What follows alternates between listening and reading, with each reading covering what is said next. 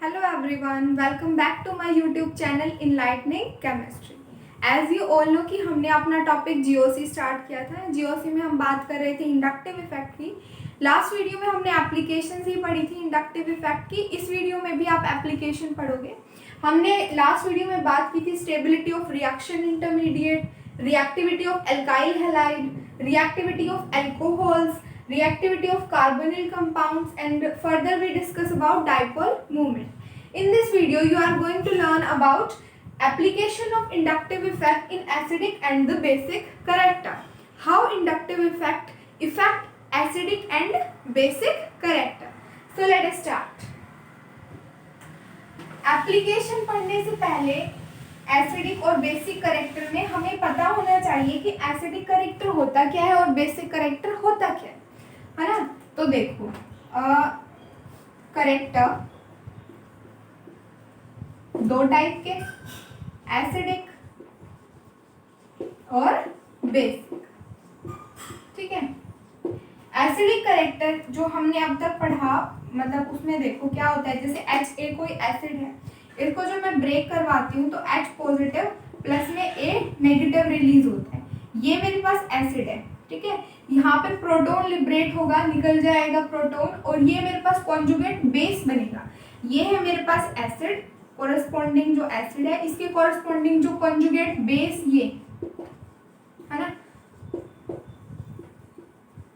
जितना ज्यादा stable conjugate base होगा उतना ही ज्यादा स्ट्रॉन्ग एसिड होगा। Means more stable the conjugate base, more will be acidic character और more strong will be acid. ठीक है, इतनी बात हुई क्लियर। मतलब कोई भी सब्सटेंस, अगर मैं इलेक्ट्रॉन डोनेशन और एक्सेप्टेशन में बात करूं तो कोई भी सब्सटेंस जो इलेक्ट्रॉन को इजीली एक्सेप्ट कर पाए, जो इलेक्ट्रॉन को अपने पास रख पाए, वो क्या होता है, एसिडिक होते हैं नेचर के अंदर। ओके, एसिडिक बात समझ में आई क्या होता है। अब एक बात आप ध्यान रखो, जिसका वीक कंजुगेट बेस होगा, मतलब स्ट्रॉन्ग एसिड का हमेशा वीक कंजुगेट बेस होता है। स्टार करके इसको मार्क कर लो। Strong acid have weak conjugate base. Strong acid का वीक कंजुगेट बेस होगा। ठीक है, अब देखो जितना, अब देखो अब कॉन्जुगेट बेस स्टेबलाइज कब होगा, कॉन्जुगेट बेस के ऊपर नेगेटिव चार्ज है। अब ये नेगेटिव चार्ज जितना ज्यादा डिस्पर्स होगा उतनी ही ज्यादा स्टेबिलिटी होगी कॉन्जुगेट बेस की। मीन्स ये इलेक्ट्रॉन चार्ज डेंसिटी जितनी ज्यादा डिस्पर्स होगी उतना स्टेबल होगा मेरे पास कॉन्जुगेट बेस और उतना ही स्ट्रॉन्ग होगा acid. Means greater the dispersal of negative charge on the conjugate base, more stable will be conjugate base and stronger will be your acid. तो ये बात समझ आई आपको, ठीक है। अब देखो एसिडिक करेक्टर समझ आ गया। अब हम बात करेंगे बेसिक करेक्टर की। बेसिक करेक्टर में क्या होता है, इसमें तो क्या होता है, इलेक्ट्रॉन एक्सेप्ट कर पाए। यहाँ पे मैं लिख देती हूँ इलेक्ट्रॉन एक्सेप्ट। ठीक है, अब बेस की बात देखो। बेस में क्या होता है कि यहाँ तो इलेक्ट्रॉन एक्सेप्ट हो रहा है, यहाँ पर इलेक्ट्रॉन का डोनेशन होगा। इलेक्ट्रॉन डोनेशन, जितना ज्यादा इलेक्ट्रॉन डोनेशन कोई भी एटम या मॉलिक्यूल करेगा, कोई भी मॉलिक्यूल जितना ज्यादा इलेक्ट्रॉन का डोनेशन करेगा वो उतना ही स्ट्रॉन्ग बेस होगा, उतना ही ज्यादा बेसिक होगा नेचर के अंदर। ठीक है, अब आप इसको इस एग्जांपल से देखो। NH3 is your ammonia and nitrogen have lone pair of electron, and if this nitrogen donates lone pair of electron then this ammonia NH3 show basic character. अब ये बेसिक करेक्टर कैसे शो करता है, H2N, मतलब यहाँ पे यूं लगा लो कि ऐसे है, एक H की जगह पे मैंने Z लगा दिया, मतलब एक हाइड्रोजन की जगह पे कोई भी मैंने एटम लगा दिया Z। अब इसका कॉन्सेप्ट क्यों है कि क्यों लगाया ये मैंने, वो बाद में बताऊंगी। पहले अब इतना समझो कि एसिड क्या होता है, जो इलेक्ट्रॉन को एक्सेप्ट कर ले, और बेस क्या होता है, जो इलेक्ट्रॉन को डोनेट कर दे। मतलब जिसकी ज़्यादा कैपेसिटी होगी इलेक्ट्रॉन को एक्सेप्ट करने की वो उतना ही ज़्यादा एसिडिक होगा, और जिसकी जितनी ज़्यादा कैपेसिटी होगी इलेक्ट्रॉन्स को डोनेट करने की वो उतना ही बेसिक होगा नेचर के अंदर। इतना समझ आया। अब बात करेंगे कि हम इंडक्टिव इफेक्ट इनको कैसे इफेक्ट करते हैं, है ना। हमने बात की थी दो टाइप के इंडक्टिव इफेक्ट होते हैं, प्लस आई इफेक्ट और माइनस आई इफेक्ट। हमने इन इफेक्ट्स को बहुत ज़्यादा डिटेल में स्टडी किया है। अगर आप चैनल पर नए हैं तो प्लेलिस्ट में जाकर सब वीडियोस देखो जीओसी की स्टार्टिंग से, तो आपको कॉन्सेप्ट है बहुत इजीली क्लियर होगा और कोई भी आपके मन में डाउट नहीं रहेगा बेसिकली, ठीक है। तो अब हम देखेंगे इंडक्टिव इफेक्ट इनको कैसे इफेक्ट करते हैं। अब देखो यहाँ पे नेगेटिव चार्ज है ना। मैंने बोला जितना ज़्यादा डिस्पर्सल होगा नेगेटिव चार्ज का उतना ही स्टेबल मेरे पास कॉन्जुगेट बेस होगा और उतना ही स्ट्रॉन्ग एसिड होगा। सिमिलरली यहाँ पर क्या होता है, इलेक्ट्रॉन प्रेजेंट है, इलेक्ट्रॉन का डोनेशन, है ना। जितना ज़्यादा इलेक्ट्रॉन का डोनेशन होगा मतलब जितनी ज़्यादा अवेलेबिलिटी होगी इलेक्ट्रॉन्स की उतना ही ज़्यादा स्ट्रॉन्ग मेरे पास बेस होगा। मीन्स ग्रेटर द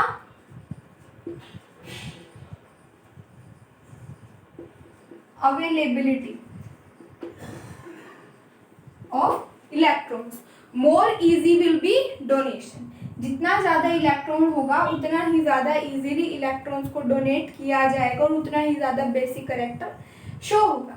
अब मैं बात करूँ अगर एसिड में, मैंने बोला था जितना ज़्यादा डिस्पर्सल होगा उतना ज़्यादा एसिडिक करेक्टर होगा, मतलब इस नेगेटिव चार्ज को यहाँ से कोई ले जाओ भाई, है ना। अब देखो इंडक्टिव इफेक्ट दो टाइप के थे, plus I and minus I. Plus I effect में क्या था कि इलेक्ट्रॉन दे रहे थे और माइनस आई इफेक्ट में क्या था, इलेक्ट्रॉन अपनी तरफ खींचेंगे और ये चाहता है कि इससे इलेक्ट्रॉन कोई ले जाए, और माइनस आई इफेक्ट क्या करते हैं, इलेक्ट्रॉन अपनी तरफ खींचते हैं।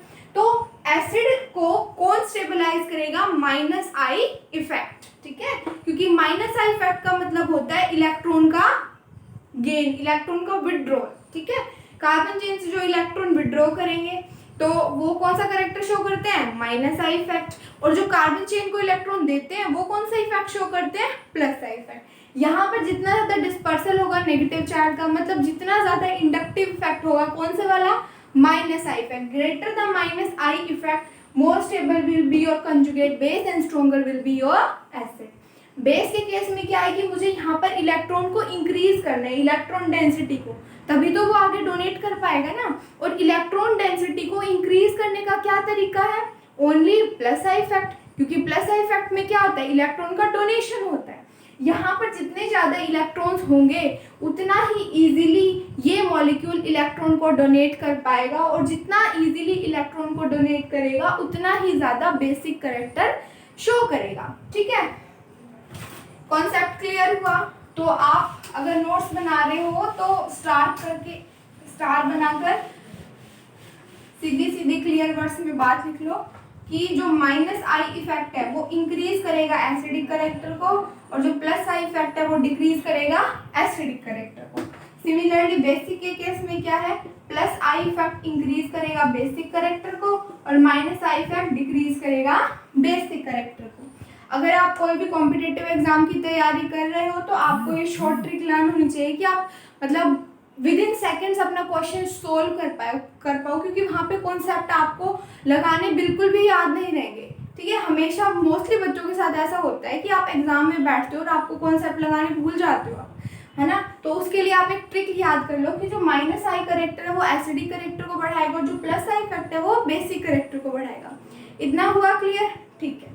आगे हम चलते हैं एग्जाम्पल्स की तरफ। ये तो था कॉन्सेप्ट हमारा जो आपको सीखना जरूरी था। उसके बाद हम क्वेश्चन करेंगे और फिर क्वेश्चंस पर जो हमारे इंडक्टिव इफेक्ट है उसको अप्लाई करना सीखेंगे, ठीक है। तो पहले चलो क्वेश्चन करने से पहले मैं आपको एक ट्रिक और बता देती हूँ, डी एंड पी। अब आप कहोगे मैम ये डी एंड पी क्या है, तो डी एंड पी का सुनो। डी स्टैंड्स फॉर डिस्टेंस, ठीक है, एन स्टैंड फॉर नंबर, ठीक है, and P stands for power, ठीक है। जितना ज़्यादा डिस्टेंस उतना ही कम इंडक्टिव इफेक्ट, क्योंकि जो डिस्टेंस है या इंडक्टिव इफेक्ट है वो डिस्टेंस डिपेंडेंट है। जितने ज़्यादा नंबर इलेक्ट्रॉन को डोनेट करने वाले या इलेक्ट्रॉन को एक्सेप्ट करने वाले उतने ही ज़्यादा मेरे पास प्लस आई इफेक्ट या माइनस आई इफेक्ट। पावर के लिए आप पीछे वाली वीडियो जाकर देखो, वहाँ पर हमने order of different groups to show inductive effect किया था। तो वहाँ पर जो जितना पहले आएगा उसका उतना ही स्ट्रॉन्ग इंडक्टिव इफेक्ट, चाहे वो प्लस आई सीरीज में हो या माइनस आई सीरीज में। ठीक है, तो ये डी एंड पी ट्रिक आपको हमेशा याद रखनी है। ठीक है, अब इसको अप्लाई करना सीखेंगे क्वेश्चंस के ऊपर। देखो मैं पूछूं, आप इनको एसिडिक करेक्टर में अरेंज करो, किसका सबसे ज्यादा एसिडिक करेक्टर होगा? CH4 NH3H2O, ये और एक आप ले लो HF।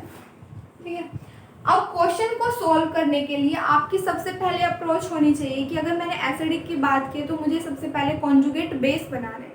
वो कॉन्जुगेट जितना ज़्यादा स्टेबल होगा कॉन्जुगेट बेस, उतना ही स्ट्रॉन्ग मेरे पास एसिड होगा।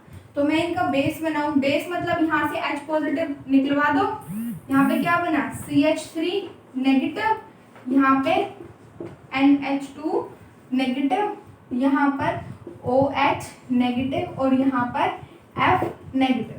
कैसे बनाए? सब में से मैंने एक एक H पॉजिटिव आयन को रिलीज करवा दिया, निकाल दिया। ठीक है, अब देखो ये carbon, nitrogen, oxygen and fluorine, ये सारे एक पीरियड के एलिमेंट हैं। These all are of same period, same period के एलिमेंट है। अब पीरियड में आपको पता है जैसे जैसे हम लेफ्ट टू राइट जाते हैं तो साइज में कुछ ज़्यादा फर्क नहीं आता। वैसे तो साइज डिक्रीज होता है बट साइज में कुछ ज़्यादा फर्क नहीं आता है एज कम्पेयर टू जब हम मतलब टॉप टू बॉटम जाता है। मतलब जब हम ग्रुप में वैरी करेंगे तो we will consider size, but अगर हम एक पीरियड की बात कर रहे हैं तो वहाँ पर हम इलेक्ट्रोनेगेटिव वाला कॉन्सेप्ट लगाएंगे। अब देखो इलेक्ट्रोनेगेटिविटी, जैसे भी हम लेफ्ट से राइट की तरफ जाते हैं पीरियोडिक टेबल में तो इलेक्ट्रोनेगेटिविटी इंक्रीज होती है ना। इलेक्ट्रोनेगेटिविटी इंक्रीज होगी मतलब जो जितना ज़्यादा नेगेटिव चार्ज को होल्ड कर पाएगा, ठीक है, उतना ही ज़्यादा वो इलेक्ट्रोनेगेटिव होगा नेचर में और उतना ही स्टेबल उसका कॉन्जुगेट बेस बनेगा। तो देखो सबसे ज़्यादा इलेक्ट्रोनेगेटिव कौन है? एक तो ये लिखो फोन, लास्ट वीडियो में हम इसकी बात कर चुके हैं। Phone, fluorine, oxygen and nitrogen. Fluorine सबसे ज़्यादा इलेक्ट्रोनेगेटिव है, तो नंबर 1 पे तो है फ्लोरीन, सबसे ज़्यादा इलेक्ट्रोनेगेटिव है। फिर आता है ऑक्सीजन नंबर 2 पे, फिर नाइट्रोजन नंबर 3 एंड फिर 4। तो यहाँ देखो ये इसका ऑर्डर है एसिडिक करेक्टर का। ठीक है, ये तो सिंपल एसिडिक करेक्टर की बात थी कि अगर आपको एसिडिक करेक्टर का ऑर्डर पूछा जाए तो आप कैसे बता सकते हो। ठीक है, अब हम बात करते हैं अपने डीएनपी कॉन्सेप्ट से रिलेटेड क्वेश्चन। देखो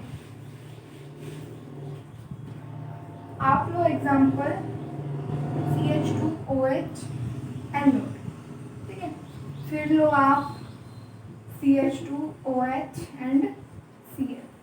after that take example of CH2OH and fluorine. अब मैं पूछूं आपसे कि इनके अंदर सबसे ज़्यादा इंडक्टिव इफेक्ट कौन सा शो करेगा। आप देखो ये तीन ऊपर वाली जो मेन चेन है वो तो सेम है, ठीक है। अब देखो कौन सी पोजीशन के ऊपर दूसरा ग्रुप लगा हुआ है मेरा, ये सेकंड पोजीशन पे है, ये भी सेकंड पे और ये भी सेकंड पे, तो कोई फर्क नहीं पड़ा। ठीक है, अब देखो कि पावर किसकी ज़्यादा है, डीएनपी कॉन्सेप्ट के अकॉर्डिंग चलो। ठीक है, डिस्टेंस तीनों का इक्वल है, नंबर तीनों का एक ही है, तो तीसरे पे आ जाओ पावर। पावर आपको बताएगी कि कौन सा इंडक्टिव इफेक्ट ज्यादा है। पहले तो देखो ये सब इंडक्टिव इफेक्ट कौन सा शो करेंगे, NO2 कौन सा शो करता है -I, chlorine -I, fluorine -I effect show करता है। इनको मैं दे देती हूँ नाम A, B एंड C। अब मैं कहूँगी स्ट्रॉन्ग -I इफेक्ट कौन सा शो करेगा, तो आप मुझे क्या कहोगे? पिछली बार हमने जब बात की तो मैं सीरीज लिखवाई थी पूरी, उस सीरीज के अकॉर्डिंग पावर देखो किसकी सबसे ज्यादा थी, NO2 की, मतलब नंबर 1 पे NO2, फिर फ्लोरीन था और फिर क्लोरीन था। तो ये ऑर्डर हो गया इनका इंडक्टिव इफेक्ट का। ठीक है, इतनी बात आई समझ। डीएनपी कॉन्सेप्ट से रिलेटेड ऐसे ही क्वेश्चन आपसे पूछे जाएंगे, तो आपको डीएनपी कॉन्सेप्ट का पता हो, फिर आप क्वेश्चंस को इजीली सोल्व कर पाओगे। ओके, अब नेक्स्ट क्वेश्चन देखो, CH2 CH2 OH और NO2, ठीक है, फिर CH3 CH Cl OH, okay, and after that CH3 CF F and OH। अब देखो ये सारे इंडक्टिव इफेक्ट शो करते हैं, ये -I, ये भी -I शो करेगा और फ्लोरीन भी -I इंडक्टिव इफेक्ट शो करते हैं, है ना।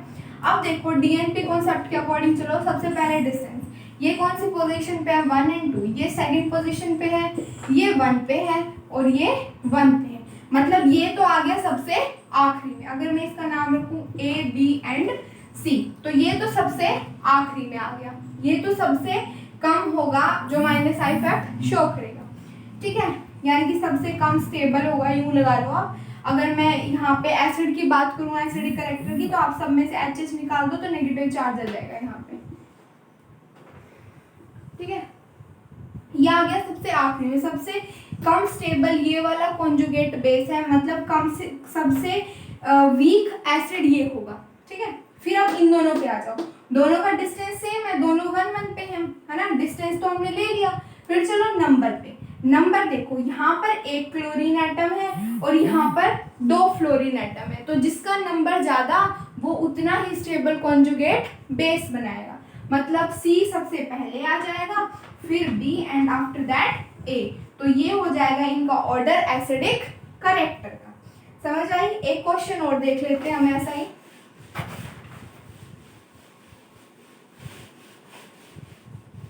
डीएनपी से रिलेटेड ही देखो,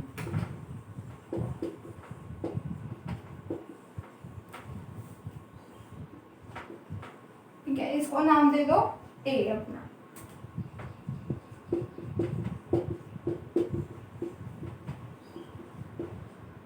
इसको दे दो बी, और तीसरा आप एक ले लो